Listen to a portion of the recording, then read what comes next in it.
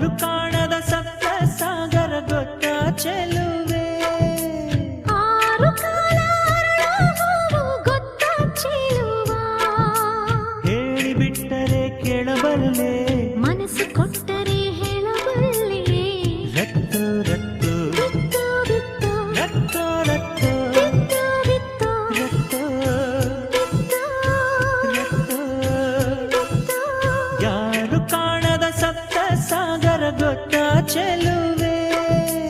ಆರು ಕಾಲ ಅರಳುವುದು ಗೊತ್ತ ಚೆಲುವ ಹೂವೆ ಹೆಣ್ಣುವ ಹೂ ನೀನು ಹೆಣ್ಣ ಮನಸ್ಸಿ ಕಡಲಲ್ಲವೇನು ರತ್ತು